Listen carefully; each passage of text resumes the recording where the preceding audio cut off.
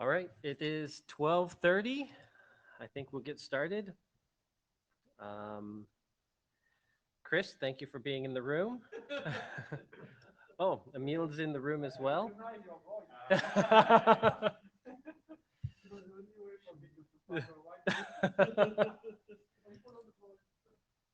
All right, this is CDNI. Emil and Chris, you are in the right room. There's no one else here, so we can move on. And I think we have Glenn on the call. I can't see who all is in. I Oh, see Benson, yes, Christoph, I see. Glenn, and a few others. Yeah, good number of others. Yeah. Hey, Emil, do you want to check if Fred is joining? Yeah, I'm going to do. Because he has a presentation to make. All right. So here's the note well. Please note well, you should have seen it many times this week. All of your contributions are governed by the policies listed there on the slide. If you haven't read them, you should go and read them. This is CDNI. I think, do we have a Jabber scribe? I can see it. I'm going to take notes. If you, for the blue sheets, you have to log into MeetEcho to be counted. Please do so. Chris and Emil. We are required to wear masks in the room. Chris and Emil. I think that's it. Let's move on. So, our milestones. The milestones have been updated. You'll notice that URI signing is now in gray. We have RFC 9246. Congratulations to everybody on getting that across the finish line. I did ping Phil. He's on vacation and couldn't make it, but he asked me to take a victory lap for him. So congrats, everybody. Yeah. Happy to have that one done. You also see we added a milestone for subcert delegation. We did the call for adoption there on the list. There was support, there were no dissents, so we went ahead and added that as well. Any questions? And then we still have the Acme Star, the triggers update, and the footprint types, which we'll talk about today.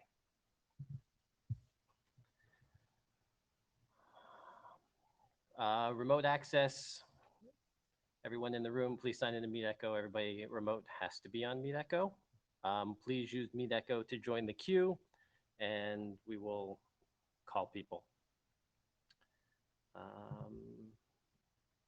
Here's our agenda for today. We will get an update on footprints. We did a working group last call. Sanjay is going to give us an update there. We have the triggers update draft, Acme Star, and subcerts for delegation. Delegation, we did do the adoption.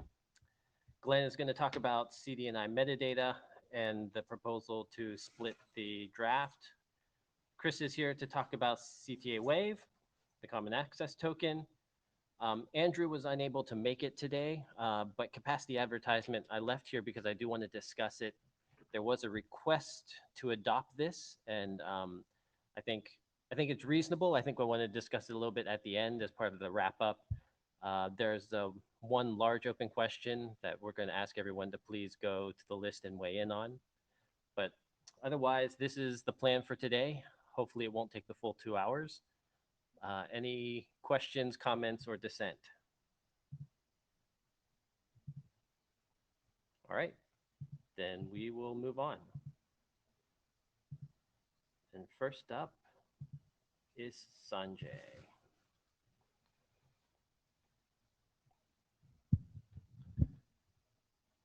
All right. I think I'll just get the mask out here while I'm speaking. So we made some changes in this draft. So we went through the working group last call, and so that's where we are. And there are some comments. So before I go there, let me just quickly give you a recap of what this draft is all about. Next slide. Okay, so the RFC 8006 in section 4.3.8 defined country code based on the ISO 3166-1. So that's already enshrined in 8006. Based on the implementation that we have done on the Streaming Video Alliance's Open Caching Working Group, we ran into a situation where we wanted to limit the delegation within a country plus within a state. So as we started to look through that, we realized that we can actually achieve that with adding a subdivision code, which again, fortunately was defined in the ISO 3166-2. So what we did as part of the implementation and as part of making sure that that gets, again, enshrined into the future RFCs, so we came up with this draft where we wanted to add and define this particular subdivision code. Next slide. So how do we really use it? So this is an example of the implementation that we have done, so I only will speak with that. So just as a recap, the ISO 3166 basically is the country code. And to use the ISO 3166-2, you have, so here's the format. So you have the first two letters that basically follow the ISO 3166-1, and then there's a separator, and then you have up to 3 alphanumeric characters to define the subdivision. So as you see in the example here, you would define a new footprint type, subdivision code, and then the value can be, for example, it can be name of principal subdivision, like a province in Canada or a state in US. So footprint value here could be US-NY or US-NJ as an example. Next slide. So not the RFC, but the internet draft is pretty straightforward. Intent was to define the subdivision code, so we've done that. And when we went into the working group last call, there were a couple of feedback that came in. One was from Benson, where he pointed out that there is a more precision if needed within the subdivision. And he quoted, which I have in the footprint here, 1 and 2, examples where you have the Earth-based coordinates. So that gives granularity to the local areas within a subdivision. So that was one, and then the next one is, since we have added the footprint type, question is in where do you define, where do you register that footprint type?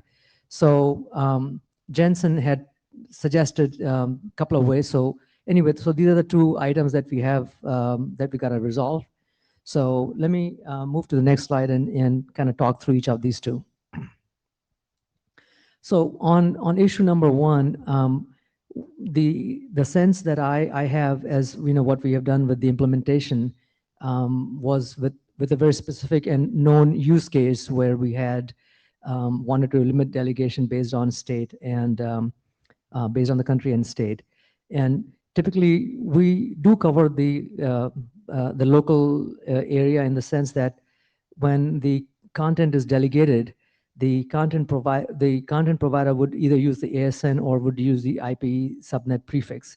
So they are already aware of what local jurisdiction this ISP is supporting and where the open caching, where the ISP has its caches deployed. So I think that already kind of, in a way, limits the distribution to that particular local area.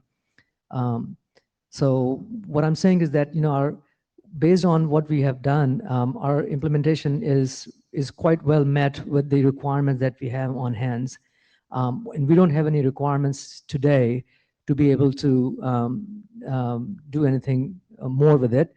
But I really wanted to just say that maybe if in the future, if it becomes a requirement, maybe a straightforward draft can be created and submitted. So at least that's where I stand. That's what I was thinking. But certainly, open to feedback here in the working group session here. Does anyone want to make a comment at the mic? I agree with it personally as an individual. I see Chris standing up.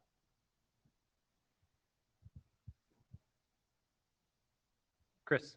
Chris Lemons, Comcast. I agree with the approach here. I think that this problem is very, very difficult and very gnarly, and solving more than what you have is possibly impossible. Implementations would be quite challenging.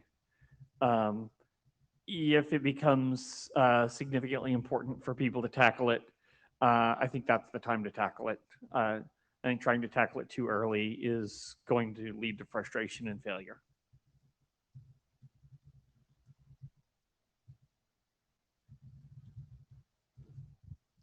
Okay, I think that makes sense. Thank you. Okay, so why don't we move to issue number 2? So I think there's a wholehearted agreement that we need to have a place where we want to register this new footprint subsection. So the when we were talking about it at that point, I didn't write down the RFC number here, but I think it's 92 something. But they were already in flight. It was kind of too late for us to be able to do anything there. So the option is that we either add this into the existing draft, but then we have to somehow point to the Alto entity also if we do that. The second would be a simpler option where we submit a new document to the Alto working group where we can update the Alto entity domain type registry with this new one. So I have to discuss this more with Nir, but I think we were thinking on maybe we can follow it up by taking the number 2 option. But I would say that I'll keep it open. I want to review this with Nir and see how, what's the best way to do it. Okay, I think either option is okay. I do want to get this draft out. It's pretty much done. I would love to just push it to the ISG. So if we can make a quick update, I'm happy taking it. If we can't, I'm happy to say we'll submit a separate draft. So. Okay, and I know you had posted some more comments earlier today. Yeah. So in the next draft, we'll definitely have those updates done. Yeah, those were all just nits. If you want to sneak this in with it, go for it. If not, then yeah. Yeah. I think I'll probably stay here. We have the next. You're up next again. Yeah. Is this your last slide? This is the last slide. Yes. Okay. Question. Yeah. Sure. Sorry. Go ahead, Emil. Not sure it's going to help, but do you hear me? Yeah. Yes. So I am Emil from Orange. Just perhaps you can add, you see in the IANA section, what you want to be added in the Alto registry directly. I don't know. Yeah, I mean, it shouldn't be a lot of text, right? The registry is now created. We know we want to add it. I assume that the expert reviewers will accept it. It's not a huge threat, I don't think, to being in this draft. Just to be sure that I'm trying to help, but not sure that it helps. Perhaps it will avoid you to make a document for the Alto. Just putting in the IANA what you want in the registry, and on check with the Alto chair, of course.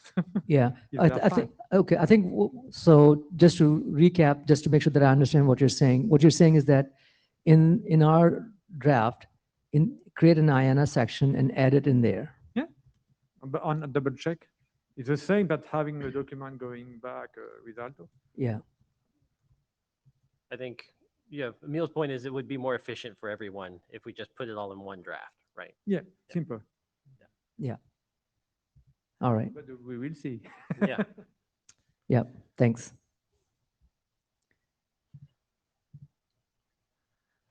Okay, Sanjay, you're up again. All right, so this is the RFC 8007 BIS. And there's a quite a bit of history here, so I thought that maybe I'll just take some time to quickly walk you through what we have done and also the motivation for some of the fixing up that we think would be appropriate for this RFC 8007 in a way that it can stand on its own and allow for future extensions done easily on it. So keep that as a living document. So that's what we have. So I'll just give you a quick background and what we have done and what still needs to be done. So if this slide is basically just showing that the RFC 8007, when it was created, was simply intended to ensure that the upstream CDN has a way that it can communicate down to the downstream CDN and tell what it needs it to do. So the way this RFC 8007 was created was to allow to have a trigger mechanism where UCDN can trigger something to say send a metadata or content, and then have the downstream CDN execute that, and then also let upstream CDN know the status of it. So that was the initial purpose, and it did well, for what it did. So, and essentially it was addressing the preposition invalidation and purge. So it did that part. And let me move to the next slide and show what we added on top.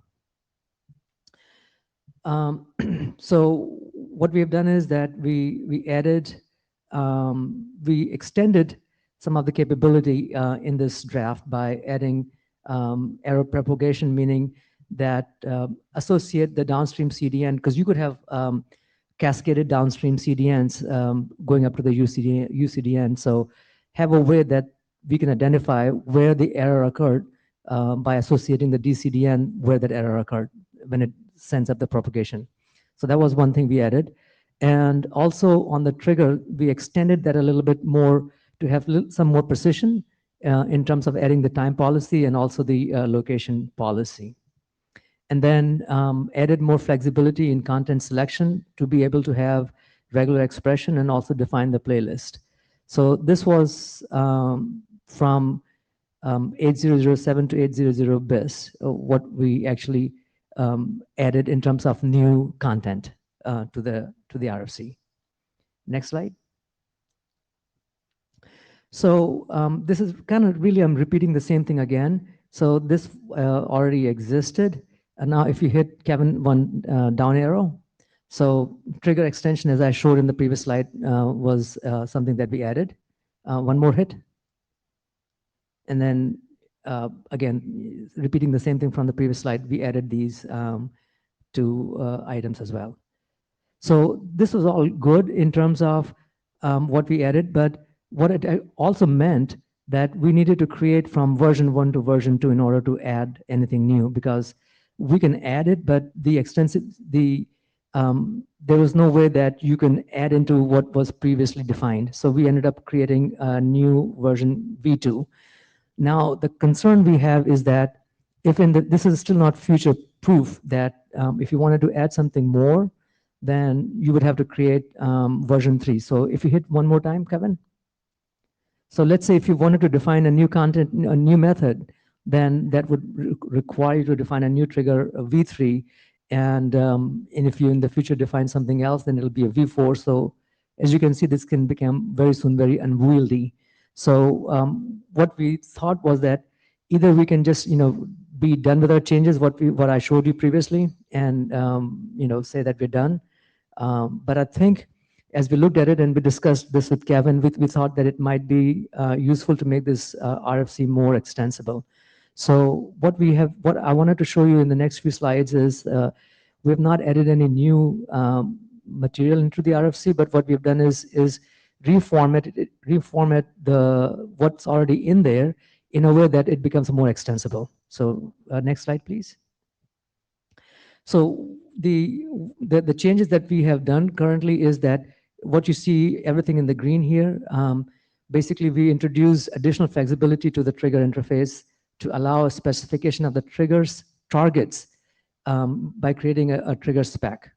So you take everything that you see on the green, and we basically define a generic trigger specs and moved everything under there. So basically you have a generic trigger spec object that acts as a wrapper for managing individual CDNI triggers that you would want to use. So this way, if you need something in the future, then you don't have to do a new version V3, but you should be able to add into the trigger specs. And this is also completed so far in the draft that we have. Next slide. Likewise, so this is just an example that we have the target, and then the second major bullet shows basically where the specific subject to which you can apply that target to. And the only thing I want to say here is that we would have to register these trigger specs into the CDNI payload. So that would be something that we have to do. Next slide. And this is just really showing you in the example mode of what we have done. So you have the spec subject, and you have the generic trigger type and the value. So the subject is, in this case, metadata, and where you want to apply this to the type is the CIT URL spec, and then the value to which, the URL to which you are applying that metadata to. So that's the implementation part of it, and this is also done. Next slide. Okay, this is the overall example of how the trigger would basically be working. So can you go back one more slide, slide 11? Did I miss something? Okay, yeah. So the other change that we are proposing is to basically how we want to handle. So right now we have these pre-positioning of the data or invalidation or purge. So what we, in order to make this also extensible, is that we are defining a new trigger type called action, and then have everything pre-positioning, invalidation, and purge under the action, so that again, if you need to add something more, you would be able to easily extend it. And the next slide is the example of how you actually implement it. So if you go to the next slide. Yeah, so this is the example of how that is implemented. So if you see the trigger.v2, so the action is the prepositioning, and then the specs are defined. So that would be a metadata, and then you have the URL underneath it. So you can easily define, and if you have any future actions, you can easily add those new actions. So this is also completed in the draft that we have. Next slide. And more of the same. So we've done the same thing for the status and for the error, adjusting the error object. Basically what we're saying is that remove the metadata URLs and just add it to the spec list. And in the spec list, you only want to add, list out those to which this error would apply to. And the same goes for the status as well. And the next slide shows the implementation, how this is done. So again, you have the errors.v2, and you have the specs, which defines the subject is content, and then the trigger type is the URL, and then the value, which is the URL itself. So, and you only want to include error where it actually occurred and nothing else. So this kind of keeps it very simple, and it makes future implementations that wants to extend it very easily, that can be accomplished. Next slide. So if I recap again, what we've done is that really, other than adding the time policy, which I think I showed on slide 2, all of the work that I showed you in the previous 5 or 6 slides is just basically reformatting rearranging the RFC in a manner that becomes extensible. So with all the changes that we have done, it's pretty broad-based changes. So where we are right now is that we want to do Neer and I, as co-authors, going to do a pretty broad sweep of all the changes we have done, publish the draft with those changes. It's just really editorial review that we want to do. And then there are a couple of things that are still outstanding that we think we want to clean up. For example, that we realized that the document, we have 2 forms. One is, if you look at the URL spec, that's built purely on strings. And then we have other places like the URI pattern spec, which is more like dictionary. So to keep consistency between how we want to read the draft, so we're thinking that we'll probably build everything in the dictionary form, so that will be easier and it'll be consistent across the document. So that's the only outstanding changes that we have to do, besides doing a full review, so that we just clean up the document. So we will do that and then publish. Plan is to publish this much before the IETF114 in November, so that folks have a clean version that they can review, and then we can basically go from there. So I think the ask is the content is there. If folks want to go review it, they should go and review it. Make sure there was a thread on the list that died out, but we should just make sure everyone has reviewed it and is happy with the changes. I think they're good changes personally. And then you guys are going to do a cleanup in general, Yeah. just because nits and whatnot. So I think that's a good idea before the next IETF, and we can use that as we can decide once that comes out. Yeah. Okay. Anyone have thoughts, comments, questions? All right, then Right. let me hang the mic here. Then next up is Frederick.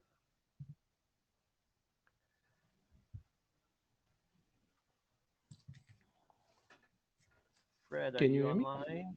Yeah. Yep, we can hear you. Okay. Hi, everyone.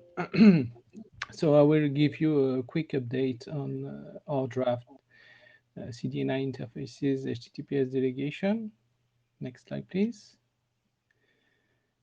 So far we have made a few changes in the last version.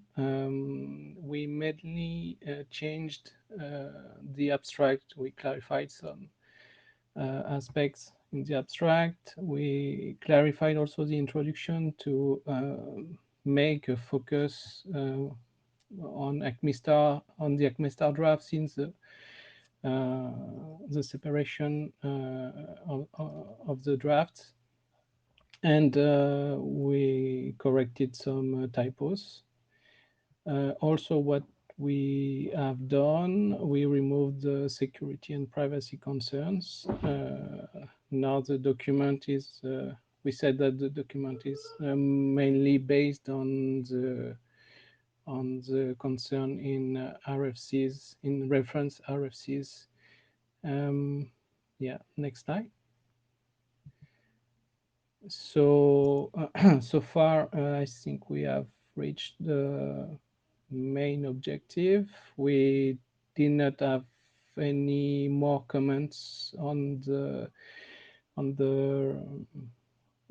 draft, so we can safely ask for the working group last call. And don't know if everyone is okay with that. I'm just going to stay here. I'm not going to walk over to that mic if that's okay with folks. I sent out some comments this morning to the list, Frederick, on Okay. the latest version of the draft. So I haven't we should, checked, sorry. so we should go through those. There's a couple of things in there that I think we still need to look at. I think we don't necessarily need a new FCI object because it is metadata. We could just use the existing metadata FCI object. And I don't remember what the other comments was. I think that some cleanup on section 4. I don't think we necessarily need to go over how metadata works so much as just, talk about what the new metadata is. And then I need to go back and see what was removed from the security concerns, security section. I would like to add at least 1 or 2 sentences in there on what this is. Maybe there's a happy medium, but then there's some nits as well. So if you guys could take a look at that, and then we can think about working groups last call after the next draft. I think we're pretty close, but. Okay. Okay. So yeah, I will have a look at your comments. And Yeah, Fred, I also just wanted to say that Thomas is one of the co-authors for the Star Acme draft on which this draft is based on. And he has indicated, as you know, but I just wanted to share it in the list here, in the group here, that Thomas is also doing a review. This draft, actually what you should do is, Fred, share the GitHub link repository with everyone on the mailing list so that folks that are reviewing it can create a PR. But what I was saying was that Thomas Fossati has said that he's doing a review and he would be posting his comment on the GitHub that you have created. So thanks for that. Okay, good. I will post the GitHub link on the mailing. Chris. Is Chris Comcast. I have the smallest of process nits on the slides. We probably can't mark these orange restricted as slides. They should be for unlimited distribution. Yeah, you're right. So A little late to change it now, but just a note for next time. We Yeah, can, thanks. we can still upload corrections, I believe. So that's, yeah, thanks. Good point. Yeah, thank you.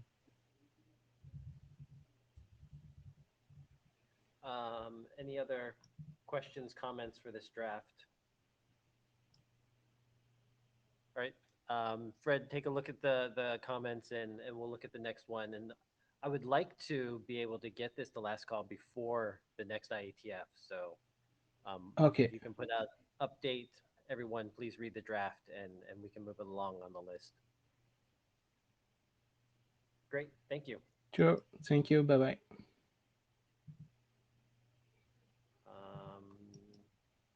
Next up is Christoph. Yeah, hello, can you hear me? Yes, we can hear you. Okay, so yeah, so that's the draft on delegated credentials. So next slide. So it was, oh, there's a missing slide now.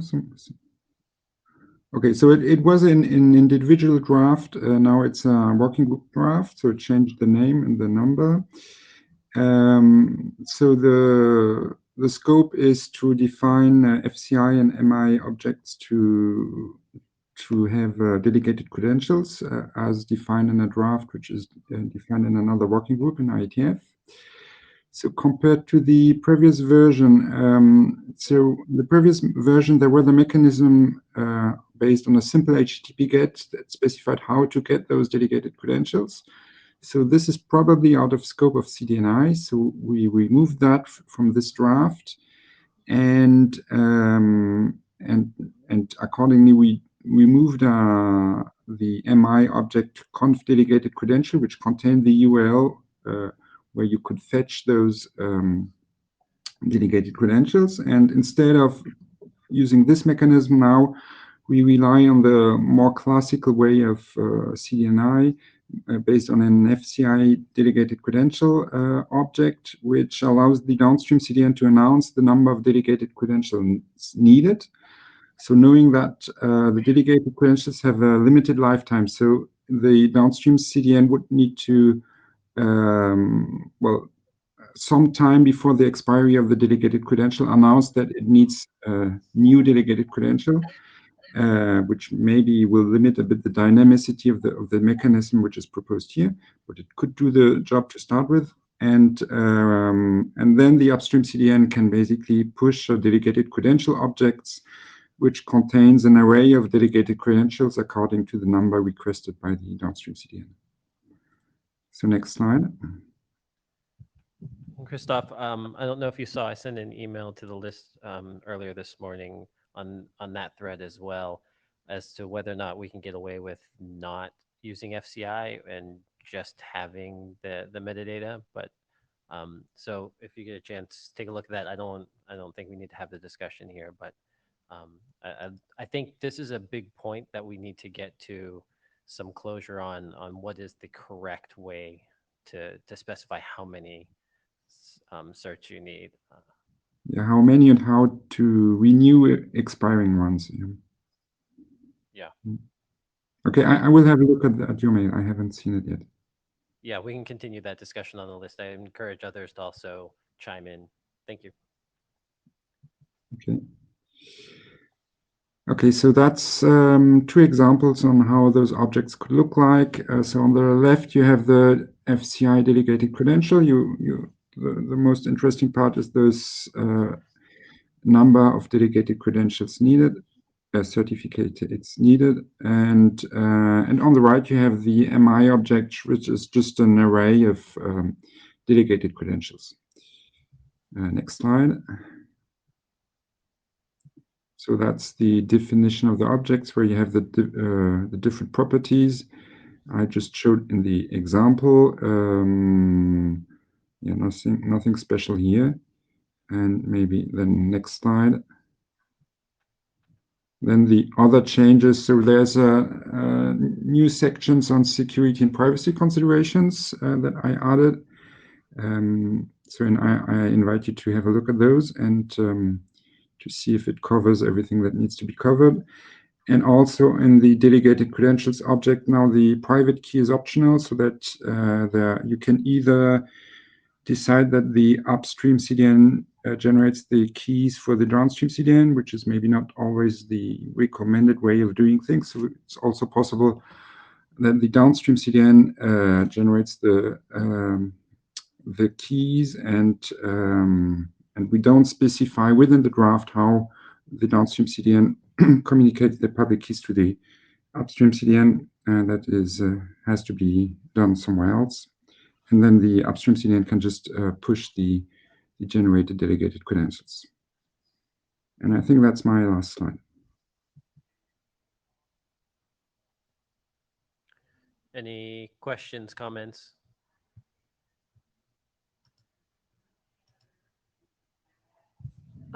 This is Sanjay. I've also posted out some minor comments, Christoph, to the mailing list. Just wanted to make sure that they're simple changes, net changes, but I just wanted to make sure that they don't fall through the cracks and you catch those. Okay, I will have a look.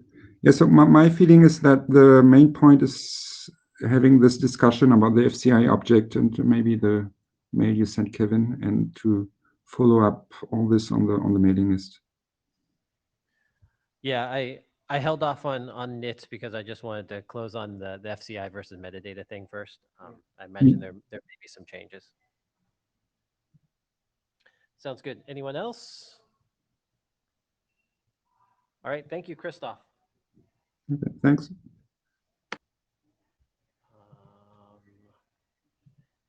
Glenn is up next. Hello, hear me? Yes. Very good. All right, so we decided not to do a update to the draft for this session, but and we'll get into why exactly. So go ahead, next slide. So again, for those of you not familiar with what we've been doing here, the SVA, as we built out all the open caching standards and looked at needs of the CDN industry in general, wanted to have a standard model for CDN and open caching type configurations. Obviously, the CDNI metadata object model in RFC 8006 was a fantastic starting point. So we've been pouring on many new generic metadata objects. We're not messing with the original structure at all. And additionally, within the SVA, we've defined 2 APIs for moving this information around. Our simple API, which is more or less derived from the simple MI interface in 8006, but importantly adds a push mechanism. The original work was only really about DCDNs pulling metadata from UCDNs, but in many cases in the industry, in fact, it's the other way around. A content provider or upstream CDN needs to publish metadata downstream. So we took on that. We will also be taking on work to create what we call an advanced configuration metadata API, which once you get into the world of pushing metadata downstream, you've really, in our simple API, it's one atomic operation. When you push it, you're assuming you're publishing a new version of a configuration and you're deploying it out into production. It's sort of a one-shot thing, which might be a little dangerous. So in our advanced API, we plan on making distinct activities between publishing or saving a new version of a config and actually having it deployed into an operational environment. Those 2 APIs, we actually at this time don't plan on moving those into IETF, but those could move at some point. The focus of our work overlapping with SVA and IETF for metadata has been on the model itself. Go ahead, next slide. Glenn, I have one question, comment. Sure. So CDNI, for right or wrong, made a decision a long time ago that we would do triggered pulls only rather than pushes on metadata. I'm wondering, is the push just an optimization, or is there a specific other rationale behind needing push versus triggered pull?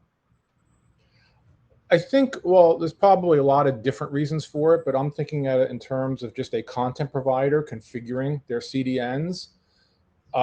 That's how they do it. The content provider is beforehand setting up their CDN configuration with information about their sources or origins, caching rules, etc. And the industry has always sort of done it as you set up your configuration and then you're ready for operation, as opposed to a triggered pull as requests are being encountered. Got it. Okay. So yeah, because content provider to UCDN was determined to be out of scope originally, we did not accept that use case. I actually had a draft that proposed it, but yeah, so we're very much taking that on here, and as a result, that was one of the drivers for a push. Got it. Thank you. Yep. Good. All right. Next slide. Yeah, just a refresher for everyone what the CDNI R8006 model looks like, and the fact that the extensions we're adding are really just new generic metadata objects. For the advanced API, we will be introducing a wrapper that sort of sits on top of the host index and puts the host index in a context, but that's really out of scope for this discussion. So essentially, we're adding things above the structural metadata here and below the structural metadata here. Okay, next. Yeah, again, just sort of status of where we are on this mission. We did publish SVA version 1.0 of this document set. Like I said, the model is in one document, the model extensions, and the API is in another document. That was put out beginning of this year. We're working now just on a minor set of updates as folks in the open cache industry start to really work with this. Nothing big there. We're aiming for a version 2 for the end of the year, though. And that version 2 will have some major updates, which I'll get into in a minute, more extensions to the metadata model and the advanced API. The IETF draft that we did, which was set at version 2, we presented an IETF114. It basically is a parallel document, a mirror of our part 2 document in SVA world, the proposed extensions. So that's where we are right now. Like I said, we're going to pause the IETF work until, and go to the next slide. Yeah. You know, Kevin, this is based on feedback you gave early on. And as we started building this thing out more and more, it's just become a behemoth, you know, and not manageable. So we're not exactly sure how many separate IETF drafts this is going to be. 6 might be the right number. This is how we've been tending to organize them in our document as we've been authoring it. But the metadata expression language and the processing stages clearly, I think, are big enough to be on their own. The expression language is a dependency for some of the extensions, and so there would be some cross references between these. But we've generally architected things where you can use of the expression language may be optional. You can still do some interesting things in processing stages without the expression language, but the processing stages is, you know, much richer capabilities with the expression language. So there will be some dependencies there. Cache control metadata, as I've called out here, is just sort of a series of objects. These are all, anything in black here, you already will have seen in our current IETF draft. Anything in red is what's going to be coming soon. So you've already seen the set of cache control policies we proposed for positive and negative caching rules, some cache bypass rules, etc. But those all could be grouped up nicely into a pretty brief IETF draft. The source access control is a layer of things that go above the original MI source metadata. And we've already done a bunch of things there. There's a lot of new work being done, and I have a slide on it if we have some time we can get to, on source connection control. This is one of the biggest new areas we're putting in, where you can configure lots of rules about how a downstream CDN, or really how a CDN should deal with errors from the origin or the source of the upstream CDN, depending on your point of view. How to handle timeouts, retries, errors, and there's a pretty rich data model now being built within the generic metadata object framework to express all of this. But that certainly will be big enough to put all of this in its own draft. Client access control here will define auth token metadata. This probably will be I know as the work with CTA Wave pans out, and Chris Lemons has been, driving a lot of that, they will have an MI object of some kind. I don't think we have any other document to put that MI document in, so we would probably put it in a draft here, along with some new work that's been done on specifying how TLS certificate credentials, protocols, and ciphers get set up for access. And this certificate and encryption metadata will actually ride on top of the certificate delegation work, the MI conf delegated credentials object, and it'll wrap that and use that. So there's a lot of work. This is all still work actively being defined. So we have nothing really to show yet. And then the final category would be edge control metadata. And again, anything in black here, this is in the current IETF draft, which you can see the CORS headers, downstream compression policies, traffic types. The new thing here, just like we've got source connection control for upstream, this is downstream, and this would be how a CDN or an open caching node should deal with timeouts, retries, et cetera, from client connections. So a lot of new work coming here. Any comments or discussion about the merits or pitfalls of going with so many drafts? It's just so much material. Kevin, anything you want to say about that?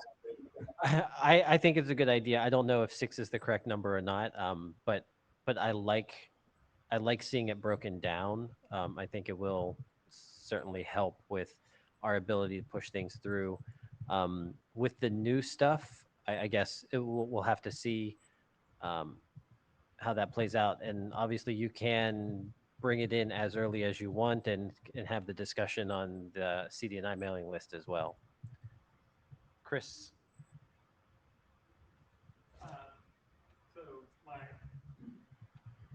Can't hear you.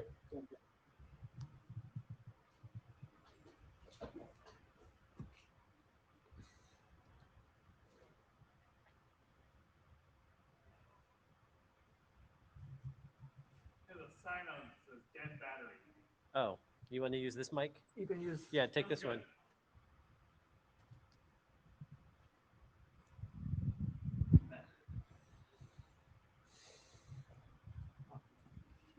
Whatever, it works. So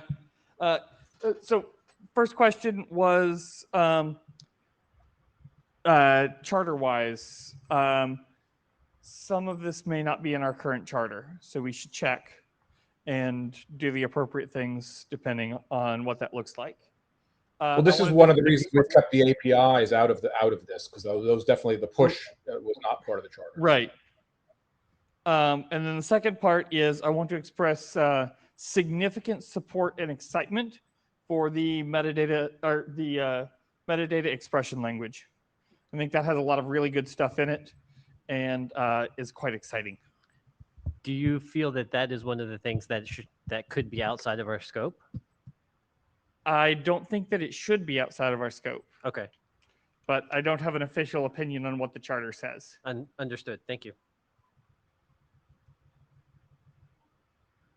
Tom. Hi there, Tom Hill, BT. I'm very new to this working group. I don't think I've even joined the list yet, but I noticed a couple of words that made a lot of sense to me. You're talking about modeling of metadata, modeling of data in general. I'm curious as to what decision perhaps went into not using Yang, for example, coming up with a different expression language. And is there room in this work for also having a Yang model to do the same work? And the reason I mention this is because when you talk about automation around this work, everyone is used to working in Yang at this point. Very, very significant amount of effort goes into that and familiarity. So I'm totally new to this. If there's a completely really good reason for not going anywhere near Yang, fine. Other than personal preference, I'm curious. I really can't personally speak to that. The expression language work did come from work done at Lumen. I've got one of the Lumen engineers on here with me, but he's listening, but I think he doesn't have an account set up to speak. But we'll take that on in the email, in the discussion thread. But this was based on some work done by Lumen over the years and our internal CDN, and we've generalized it for the purposes here.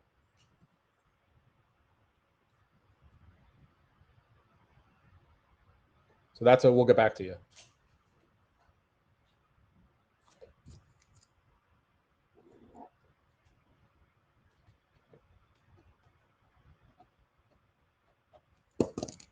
All right, are we ready to continue?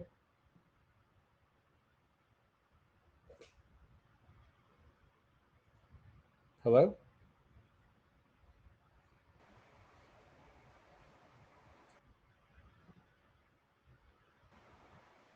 Did we go dark here? It's not you, Glenn. It seems to be something on the room or something like that. Hey, Alphonse, are you familiar with Yang? I'm not. And audio. Oh, so we lost them. Okay. Talk to Meet Echo in the chat. Hopefully, someone should see and fix that shortly. So Willpower, if you're on, you may be listening, but I think you can't speak. We may want to address Yang. I'm not. Are any of you guys familiar with Yang? I personally am not.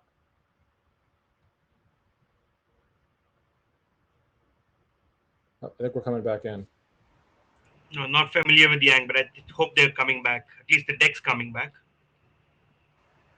I am not very experienced on Yarn, but I feel that it's not the same thing we are doing with Mail. But it's good to discuss that on the list. Yeah.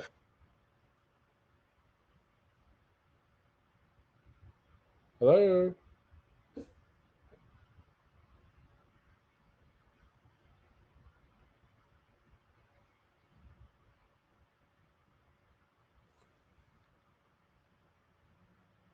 Can you hear me now? Someone from Meet Echo just said it looks like a network issue and they're investigating. Okay.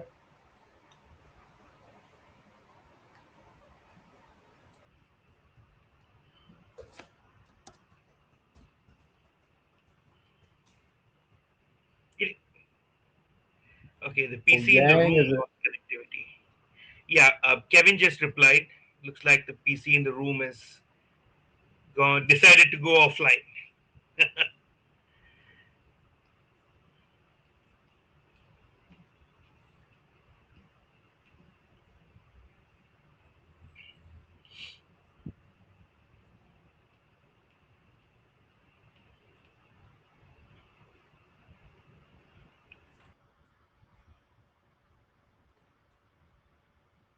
I did my 2 minutes of research on Yang.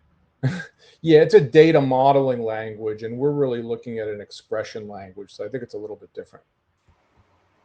Yeah, I think so. We use it extensively at Vecima on the other side of our business for configuring telecom hardware, access nodes and things like that.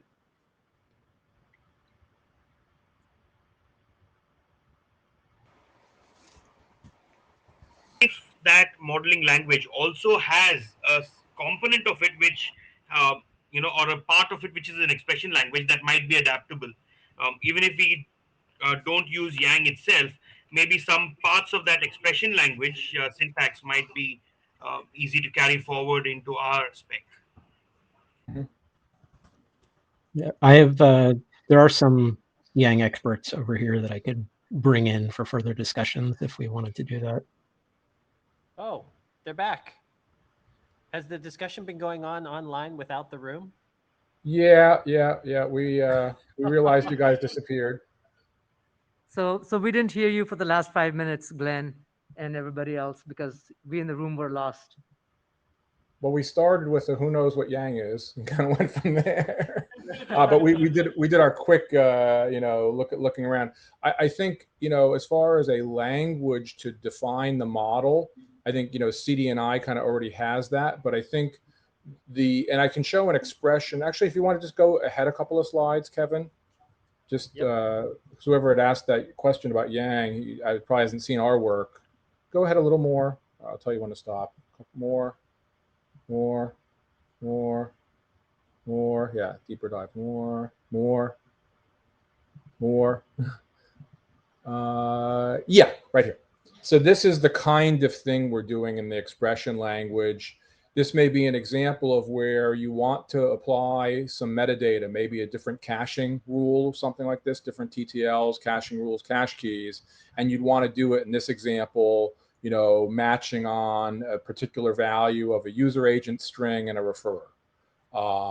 Or the expression language you might use to synthesize the value of a cookie while you're dynamically setting a cookie. So I don't know if that's helpful to see, but that's the kind of thing we're doing in the expression language.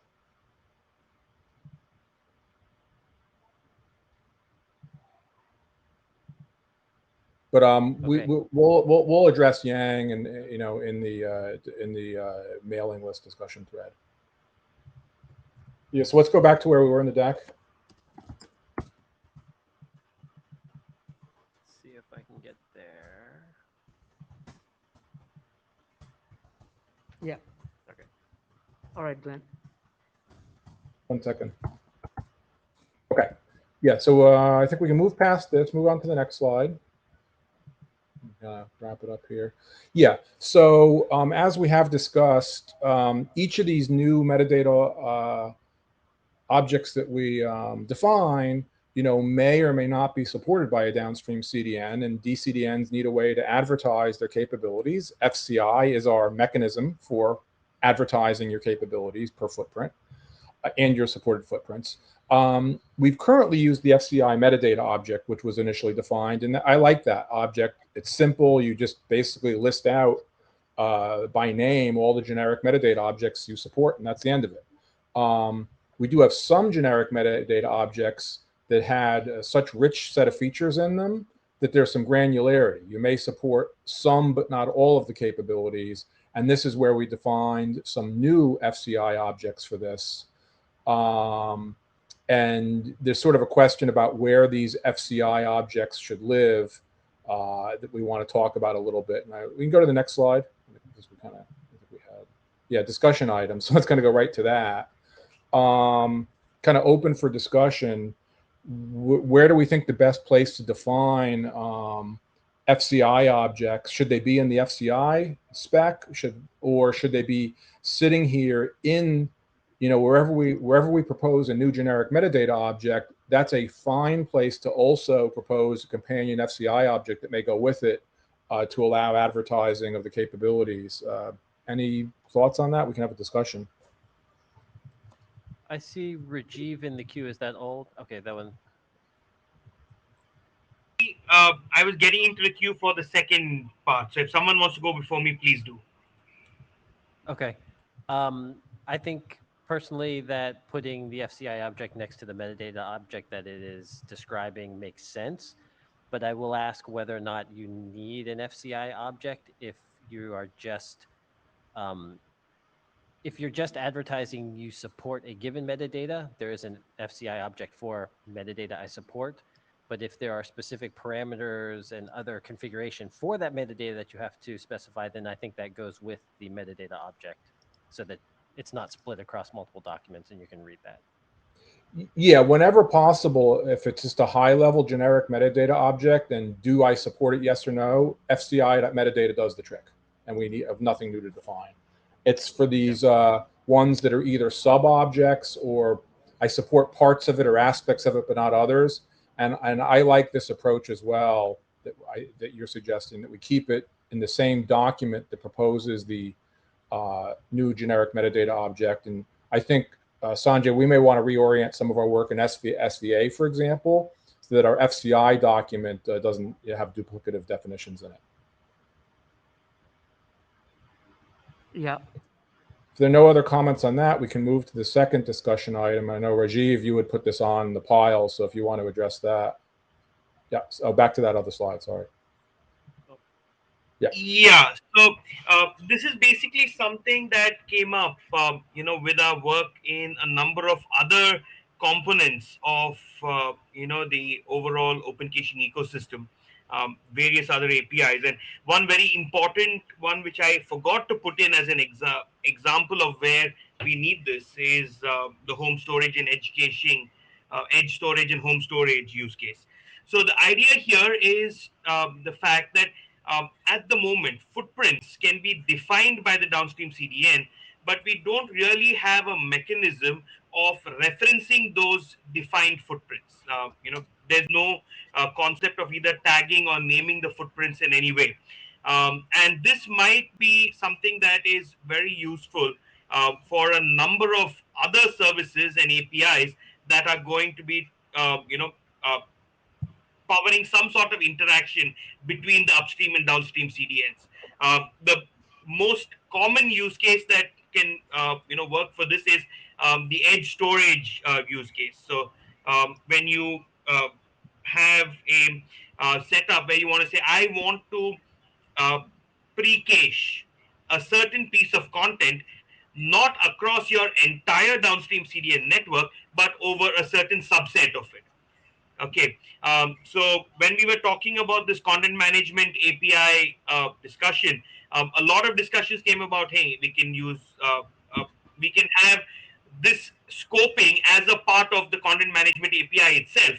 But then that brings in a whole lot of other problems saying, what if upstream CDN wants to define a region or an area in some way that isn't supported or understood by the downstream CDN? And the general consensus was that the only thing that you can definitively know that the downstream is going to support is what it advertises, which is its footprints.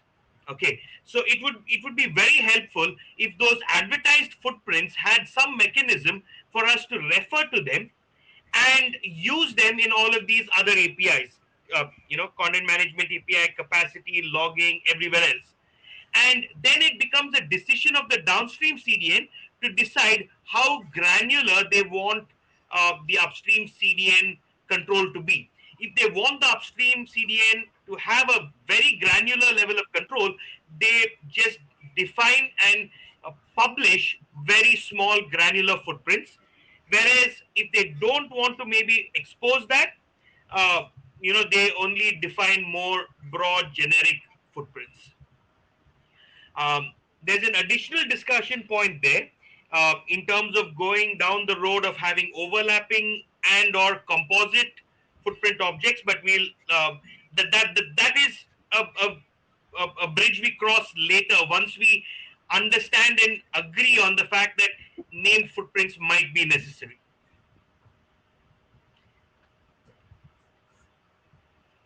Okay. From the queue, Kevin Ma. I'm not exactly sure what the ask is here or what it is we're trying to accomplish. The DCDN can advertise as much granularity as it wants. We specifically tried to not say anything about what footprints mean because we can't know for any given pair of CDNs what their out-of-band contractual agreements are about how much they want to divulge. And we don't want to force any downstream CDN to have to divulge anything specific. So I'm not sure what it is the question is here or what we're trying to achieve.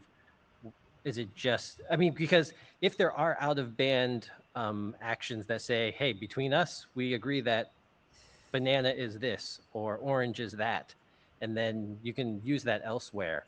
But within CDNI, it's not within scope, right?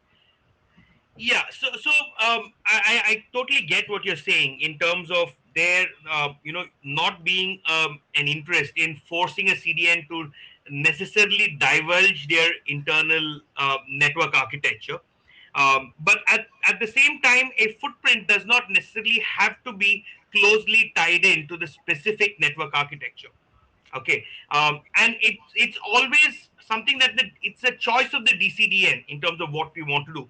And while an upstream and downstream may say, okay, we have an understanding that orange is X and banana is Y, at the moment when I'm as a downstream CDN in FCI, when I'm defining footprints, I have no way to say, okay, this footprint is orange and this footprint is banana. Right. So I have no mechanism of tagging those or naming those footprints in any reasonable way that could potentially be used by an upstream CDN to refer to a subset of the footprints that I have published. So that's our basic concern. Okay, so potentially the solution there is to have a new footprint type that has an opaque name that does not, it's not a CIDR, it's not a country code, it is just. No. So I'm not looking at using this as a replacement for footprint. So the footprint definition of the scope of the footprint is there. I'm saying, like, I will still define CIDRs, I will still define ASNs, I will still define geographical regions, but each of those definitions, I will then want to have a certain label on that defined footprint as a group. So I may define all, say, the states. If I'm using, say, geographical and subdivision level, footprinting, I may define a footprint that lists all of the U.S. East Coast states. Okay, and then be able to reference that specific footprint and say, hey, in my in my content management API, I want this particular piece of content to be pre-warmed in the downstream CDN, but on this particular named footprint, which may be US East, for example. Okay. So that's I'm not looking at changing the way in which the footprints are defined. I just want to be able to address and target specific defined footprints. Okay. I think my suggestion would be, we have a footprint draft open, and would adding a label to footprint union solve the problem? An opaque string. That would work. Though I haven't read that draft yet. That's going to be on my list of to-do things. And if needed, I can probably work on some text around a proposal for that. Okay, I would encourage you to read that draft quickly. It's a short read, and if there's something that we can add that addresses this problem, that would be possibly an easy way to do it. Okay, and in terms of the additional discussion point that we had, now this is more of a a thought exercise to figure out whether it is even advisable for us to do things like either overlapping footprints or composite footprint objects. So let's say I want to have the ability both to specify a footprint that covers, say, New York City and Boston, while still also having a footprint that covers the US East Coast. Okay, so this is effectively a scenario where I'm going to be looking at different footprint objects, but which may have overlapping definitions, okay, or overlapping selectors. So is that, I just wanted to know if you've had a lot of discussion around that in the group in the past, because I am a relative newcomer both to the group and to the SVA. I don't think we've ever made any restrictions around overlapping footprints. That is up to this two CDNs to determine how they want to use them. Okay, so maybe I think we have Rajiv. We have yes. So hold on a second. We have 3 other folks on the mailing on the list here. So why don't we switch over there first and then come back? Okay, Matt, go ahead. Just a couple of reactions, because I do think that there is a use for the kinds of situations that Rajiv's describing, but I think that it can get really hairy. The composite footprint stuff can get hairy because it entirely depends on how the DCDN structures their capacity, and there's no way to effectively manage that. So I would say, maybe one way to potentially resolve this, I do like, Kevin, your suggestion about the idea of having a name maybe that's optional, so that you can have essentially a footprint by value and a footprint by reference, essentially, which is what I think that enables you to do. And then the other piece that we might want to consider, and I'll be honest, I haven't looked at these specs in a while, so it's a little hazy. But if there's a way to essentially ask the DCDN to say, hey, if I give, give them a footprint structure and say, can you support this thing, and then get a signal back that says yes, and here's a label to use if you want to talk about that, then that might be a way to potentially allow us to do this, but not have kind of this explosion of composite footprint patterns that may or may not be supported, those kinds of things. So just a couple of thoughts in this context. Thank you. Alfonso. Yeah, thank you. Regarding all this, because we were thinking about the use case, Kevin has asked before, that maybe he has no clear use case. But the question for Kevin and Sanjay, if you recall in any discussion in the past, the relationship of what happens if a downstream CDN announcing multiple footprint with different capabilities, because at the end we have a set of capability plus footprint, and those could be different in such a CDN that is an hybrid with different capabilities in different footprint, how to manage the metadata configuration. Because one of the things that we have seen is that there is typically no way to define a different metadata per footprint. So if you have a downstream CDN with different capabilities in a different set of footprint, it seems there is no way to define a configuration that grab all the possibilities. So I don't know if there has been discussion in the past around this in the CDNI. I don't think that we've addressed that level of complexity yet. So it's a reasonable question to ask. Yeah, because this is the thing when they say in the slide, example consumers is related to that. So what's going on if I have very high capacity servers with a lot of functionalities and some others that with less capacity, or maybe one server can produce a format of login and another more simplified format of login, how an upstream could configure that without using the footprint. So Okay. this naming could be a use case for that. Understood. I think we should. This is probably a bigger topic that we should probably discuss on the list based off some text. Thank you for clarifying that, though. That's good to know. Glenn, do you want to continue? Yeah, I can continue and wrap things up pretty quickly. Just on this point, though, I was going to add one of the things we have added in our advanced API, and the model will touch on it, is this idea of named metadata.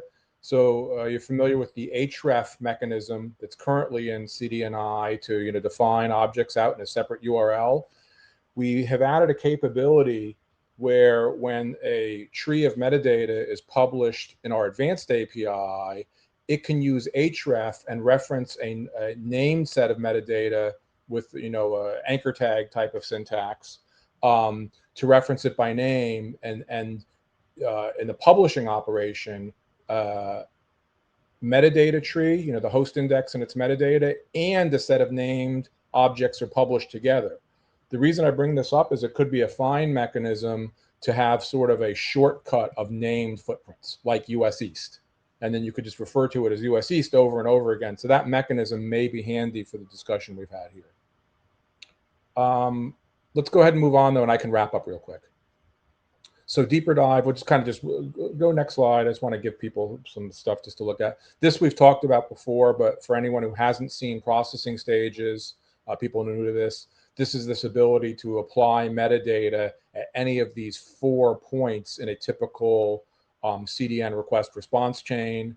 And you can have conditional metadata based on matching an expression to apply metadata before or after you go to the origin, or to apply metadata after you pull things out of cache, for example. So that's just here for reference. Next slide.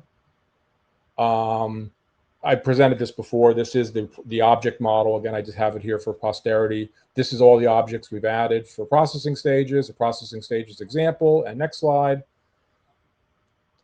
Next, we already talked about this. Next slide. Final slide here. This is just a preview of the metadata model that goes with, so source metadata is from the original RFC 8006. We have a source metadata extended that added to that and put source metadata in a context where you can have some more, first of all, more attributes, but also failover rules. Everything you see here in the bottom, source connection control, timeout actions, this is the data structure we're proposing and would go in one of those new RFCs to describe how to handle errors from a source or from an origin. So I just wanted to show this to give a sense of the order of magnitude of the new stuff coming. That's it. Thank you, Glenn. There's obviously a lot in here. I look forward to seeing the drafts, and we'll take it from there. I will go back and watch the recording and try and figure out what you guys talked to when we disappeared for a bit and put that in the minutes. But otherwise, thank you. And Chris, you're up. Yeah.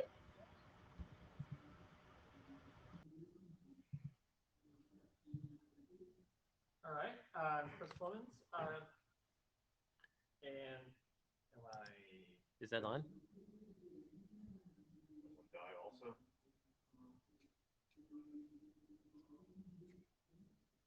Dead battery. Dead battery.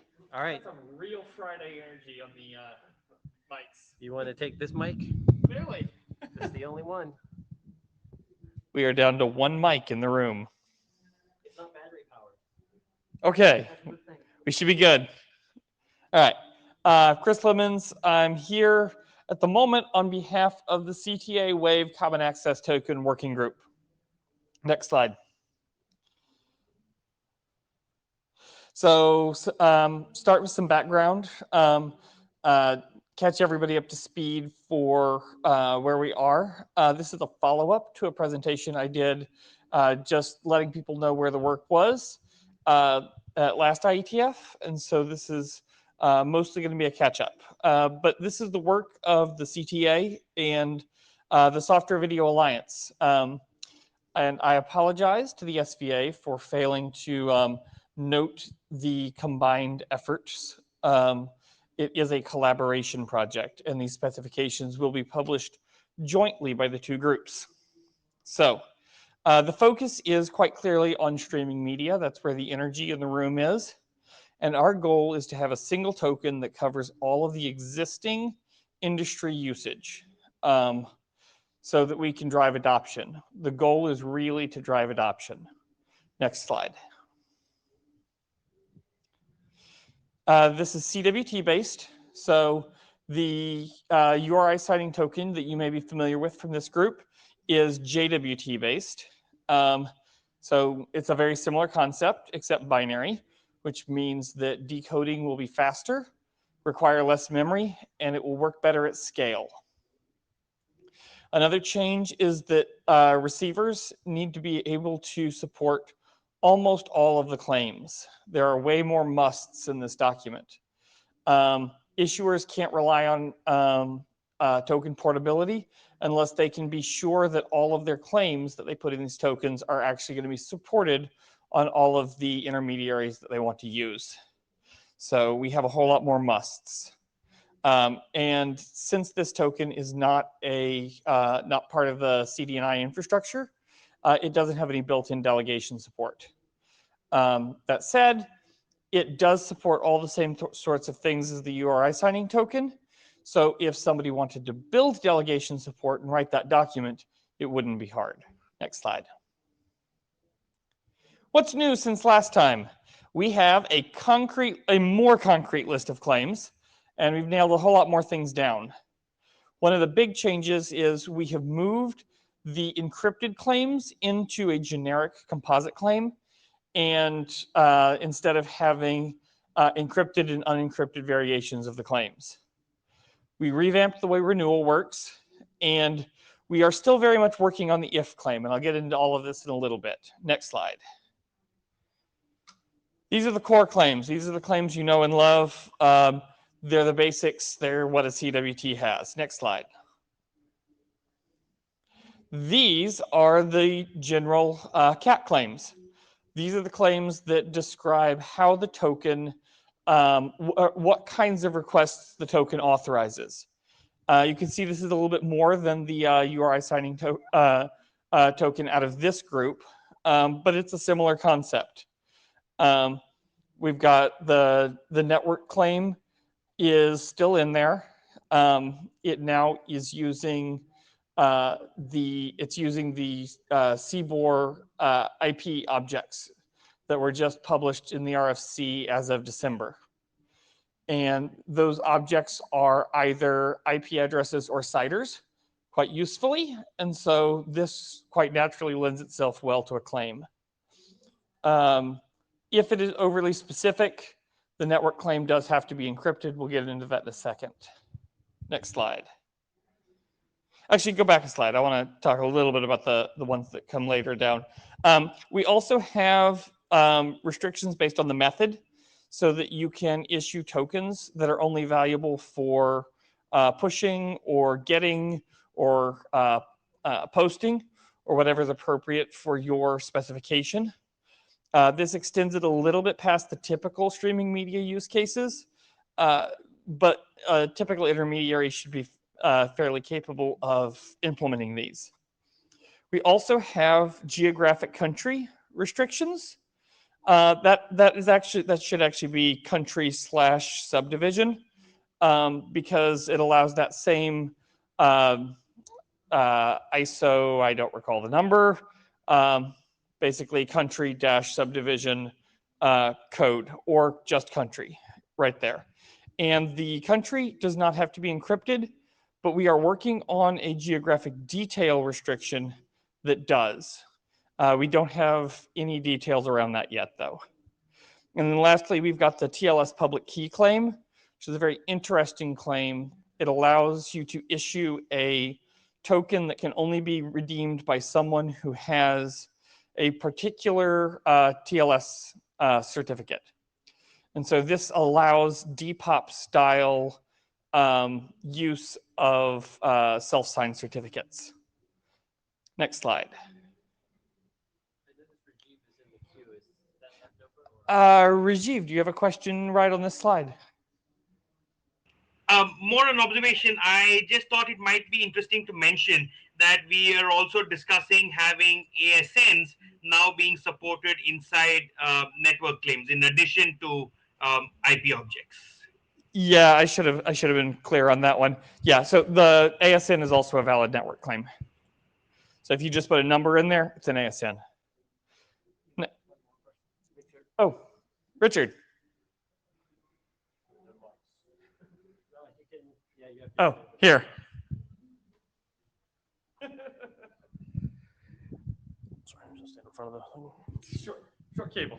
Yeah, hey, Richard Patterson, Sky UK.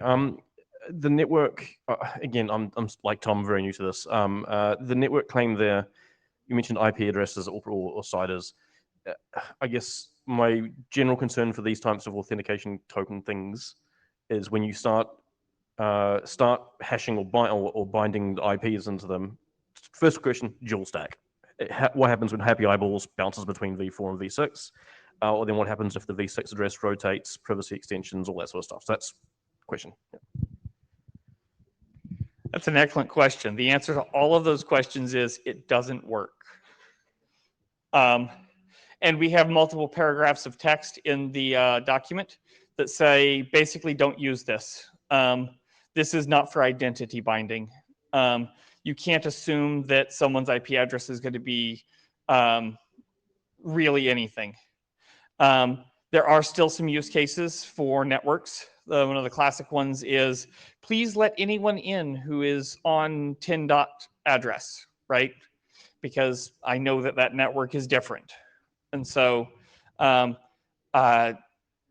goal here is not to define anyone's business model or what their particular tasks are. We want to provide general purpose tools with enough guidance so that people don't shoot themselves in the foot. But this is a foot gun claim.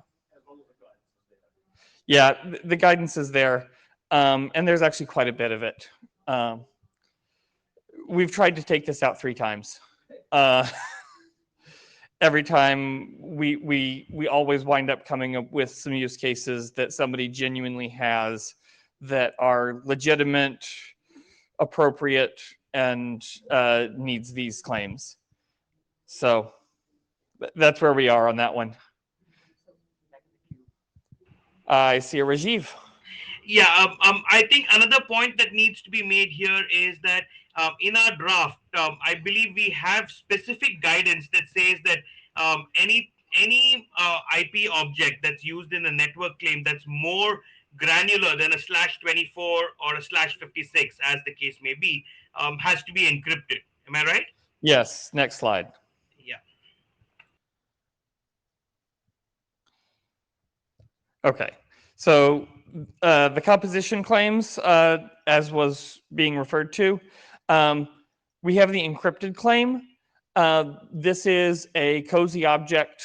It's a direct envelope that is a claim that contains other claims. So all the composition claims contain claims inside them. And so when you get an encrypted claim, you have to have the encryption key. Then you can decrypt it, and then you put all of the claims that were in that in the encrypted claim next to it. You promote them out, and then you process it. In this way, you can keep claims like the IP address. If you have a full IP address in there, you can keep those from being in the clear on the URI, because URIs get logged all over the place. We have the and, or, and nor claims that are for Boolean logic. They do basically what they say on the 10. I was actually a little surprised to see that CWTs didn't have them registered already. So these are just very generic Boolean claims. Since this significantly allows us to increase the complexity of the token, we do have some implementation defined minimums.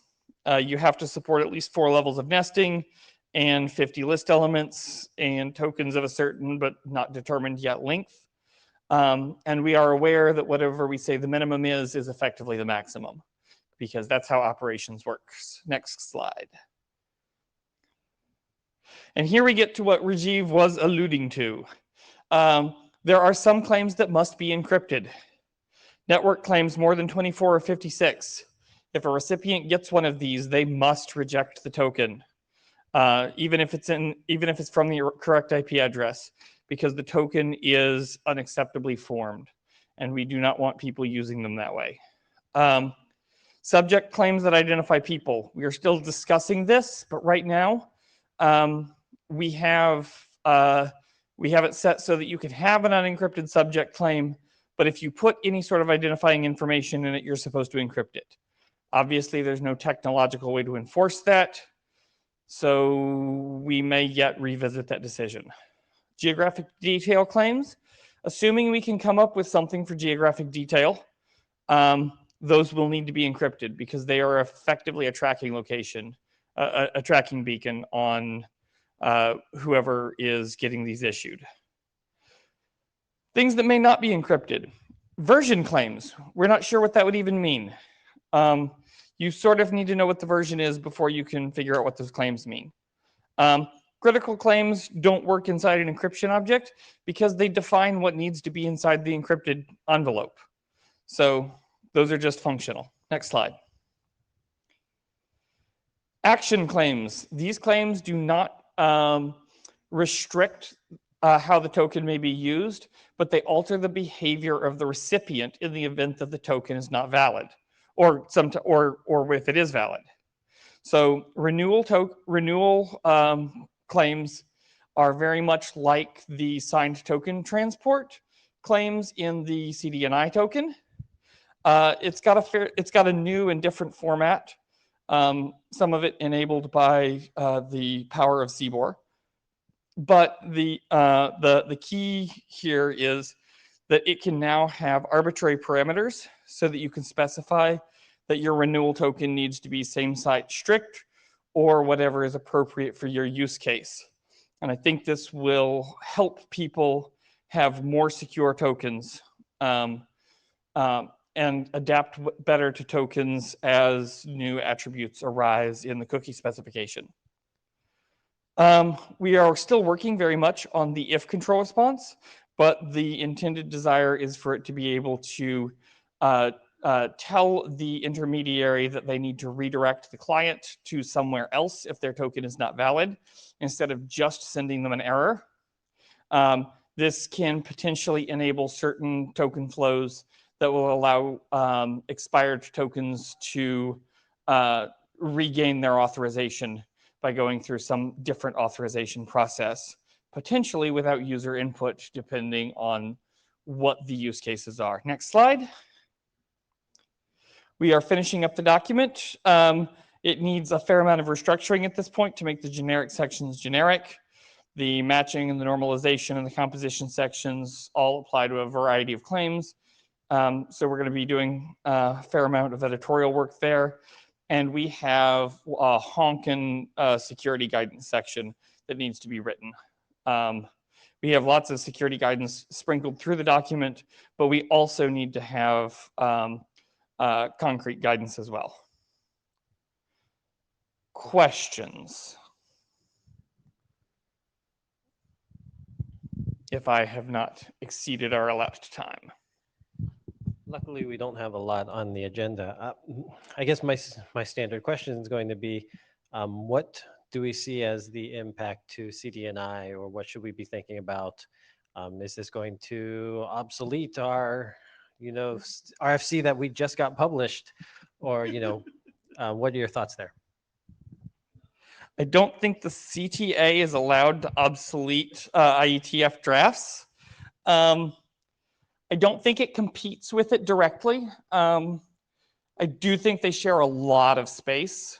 I think that if the common access token gets the adoption that I hope it does, that it will become useful for us to write a draft that has the details of its delegation, because that is not the role of the CTA. That is the role of this group.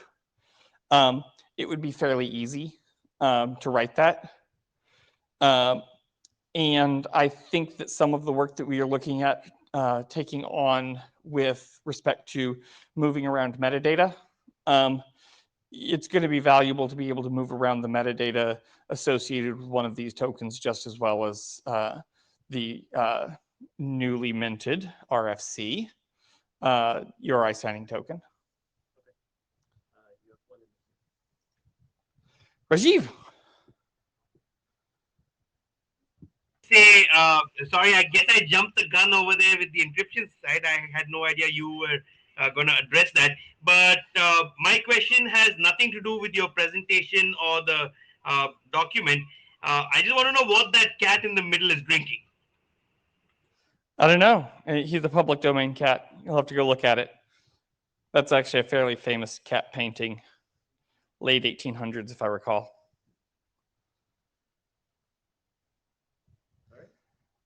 Thank you. Thank you. You can go and download the slides and do a close-up and see if you can figure that out for us, Rajiv. All right, one more.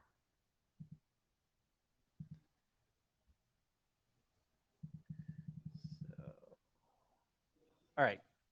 So we've reached the end of our scheduled agenda. As I mentioned, I wanted to have a wrap up and talk about the capacity advertisement draft. There was a request for a call for adoption. As I mentioned on the list, I'm okay with that, but there's one large question in the doc in my mind, which we certainly can discuss as a working group.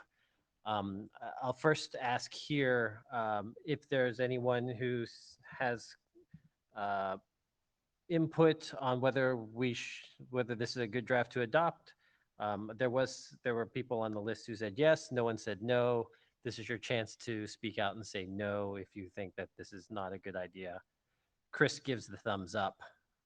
Good. Ben.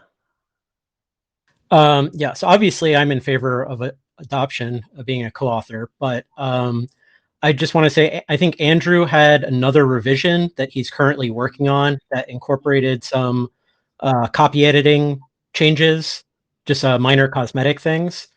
So I don't know if you want to wait until he's finished with that new draft before incorporating that as the next adopted draft. I think we can do the call for adoption either way. If it probably doesn't matter, but I would encourage everyone to go and look at the thread on the list that's talking about footprint, sub footprints, and how we want to address that. I'm not sure that the way the draft currently has it written is how we want to do that, but I'm open to hearing other people's opinions on that.